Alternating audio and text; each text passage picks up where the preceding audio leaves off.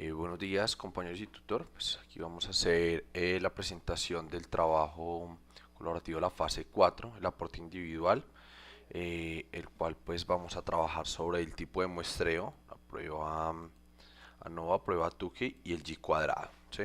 Entonces iniciamos con la muestra, seguimos con la misma base de datos de la empresa, con la muestra de 240. Tenemos la proporción va a ser de 240.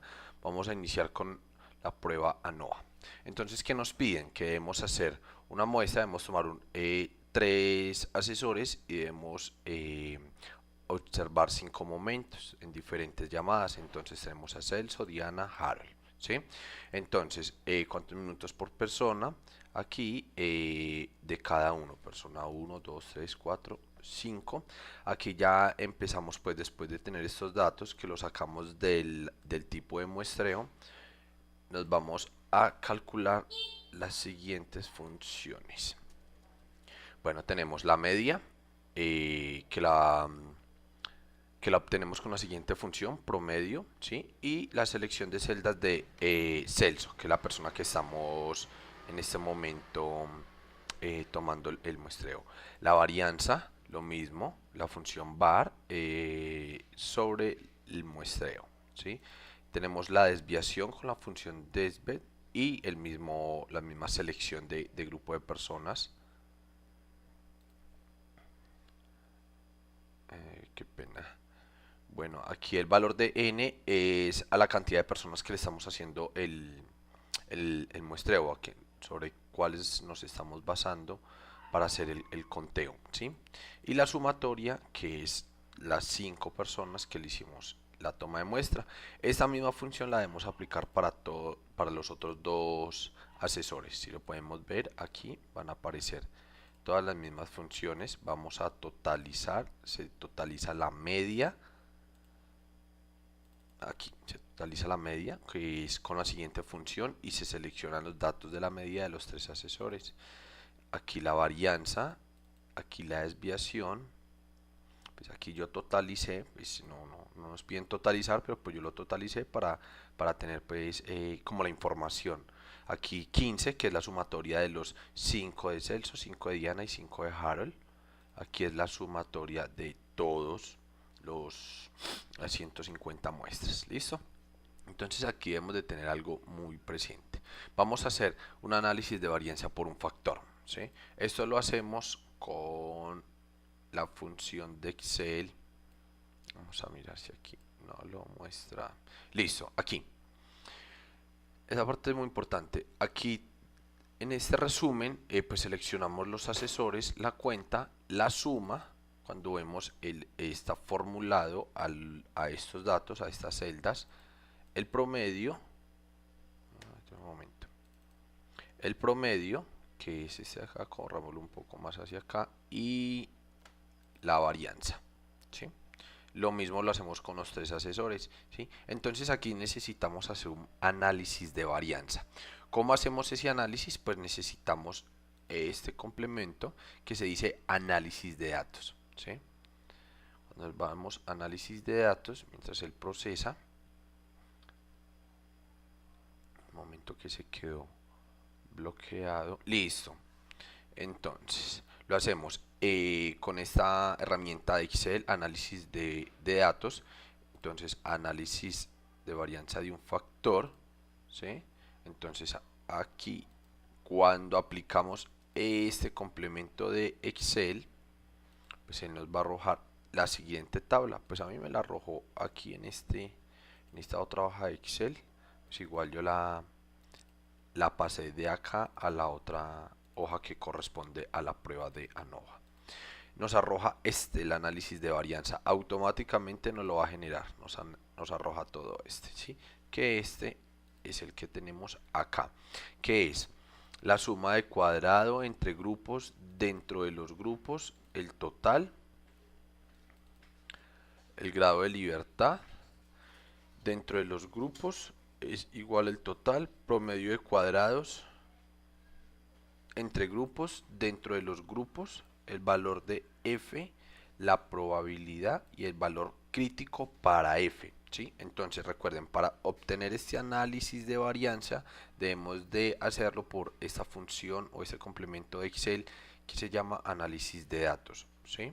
Entonces aquí vemos pues con los asesores que estamos trabajando, aquí vemos las siguientes hipótesis, ¿sí?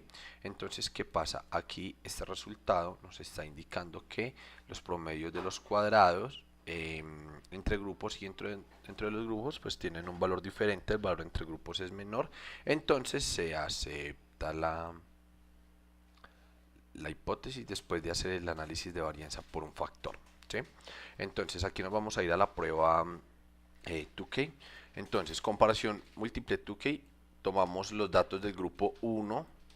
Cuando vamos a hacer esto, pues la ideal es que esté formulado con este. Cuando lo vemos aquí, cuando yo me paro aquí, él me va a decir que esto está igual en la hoja de ANOVA, ¿sí? Sobre la celda C10. Vamos a mirar cuál es la celda C10. El total. La media, perdón. Es la media, el pedido la medida de la media. Grupo 1, 5. Grupo 2, la misma media. 5 muestras. Para el grupo 3 es la media 17 de 5 muestras, ¿sí? Entonces aquí, cuadrado medio del error, igual está formulado. La ideal es que se mantenga la fórmula. Si cambia algún dato, automáticamente nos va a cambiar todo. Estadístico de tu que estamos trabajando sobre el 3.77. La diferencia absoluta, ¿sí? Vamos aquí entre grupo 1 y grupo 2, pues me da 0 porque la media del grupo 1 y grupo 2 es la misma. El error estándar de diferencia y la amplitud crítica, ¿sí? Como vemos, está formulado. Debemos aplicar esta fórmula para poder que nos dé el resultado, pues si no la aplicamos no vamos a tener el resultado, no nos va a dar el error de forma exacta. La amplitud crítica, cuando lo vemos acá, también encontramos que la estadística de Tukey por el error de estándar, ¿sí? Las medias, vamos a medir las medias acá. Bueno, la diferencia absoluta es con la siguiente función: ABS menos B3 menos B7. Vamos a ver qué es B3 menos B7. La media del grupo 1 y la media del grupo 2, ¿sí? Nos da 7.4. El error estándar de diferencia, número del grupo 1, aplicando la fórmula con el grupo 3 y cuadrado media del error, ¿sí? Amplitud crítica, son estos dos, B10 por B18. B10 es el estadístico de Tukey y el error estándar, ¿sí? Y lo mismo lo vamos a hacer con el grupo 1 y 3. Yo miro algo acá, sí, con la misma función y las mismas fórmulas. Debemos de tener muy presente la formulación, que es raíz B9, que viene siendo B9, miremos, es el cuadrado medio del error, dividido 2 por 1 por B9 más 1 por B8, ¿sí? Debemos de tener muy en cuenta esta formulación. Debe estar exacta con los paréntesis donde son, para que nos dé el resultado. ¿Listo? Vamos a verificar el y cuadrado. Entonces, en el y cuadrado, ¿qué nos pide? El y cuadrado nos pide que la prueba no paramétrica del y cuadrado nos pide el consumo en kilobytes. Vamos a tomar la muestra de 240. Venimos trabajando sobre la misma, ¿sí? En el número de muestra.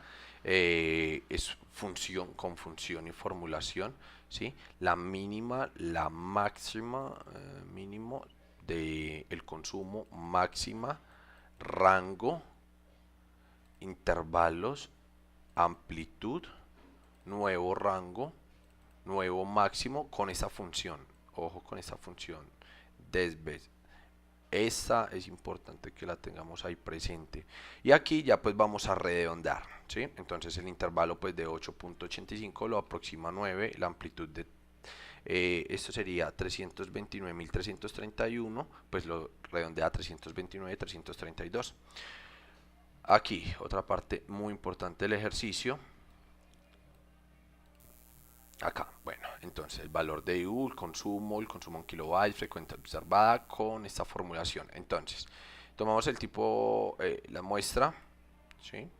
sobre cuánto vamos a trabajar, tomamos los consumos, está formulado también, X es en el valor del consumo en kilobytes, entonces aquí, muy importante, el consumo más la amplitud, nos debe dar un resultado, este resultado debe ser positivo, ¿sí? Porque estamos trabajando para, primero hacemos el cálculo del consumo para que nos dé la probabilidad y la frecuencia.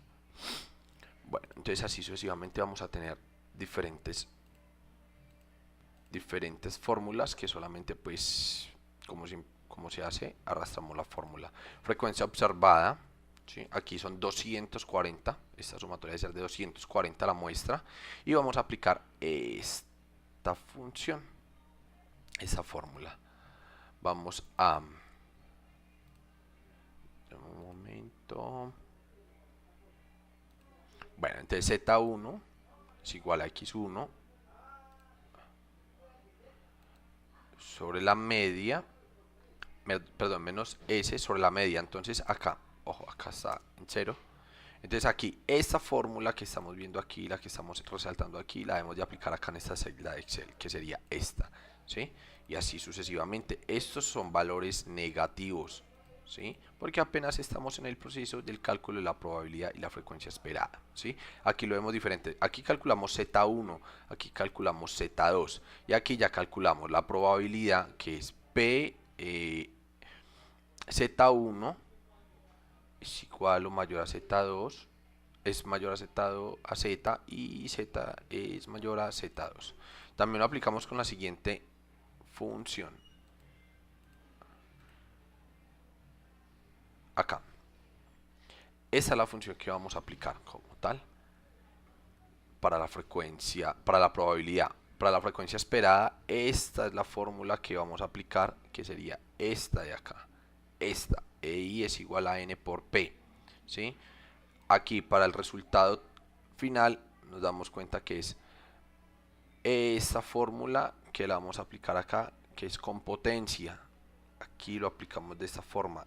Esta fórmula, esta la ponemos en esta, la presentamos de esta forma. Entonces aquí nos dice que la sumatoria de la probabilidad, aquí nos debe dar 240, que es la frecuencia esperada, y aquí el consumo, ¿sí? Entonces dice que el y cuadrado, el estadístico calculado es de 33,11 y el estadístico teórico es de 11,59, ¿sí? Pues aquí vemos, pues aquí ya tenemos una tabla que fue la que tomamos para esta muestra de acá arriba, que es la frecuencia esperada. Entonces nos vamos para acá. Nos dice que corrámosla un poco, otro poquito, no nos deja.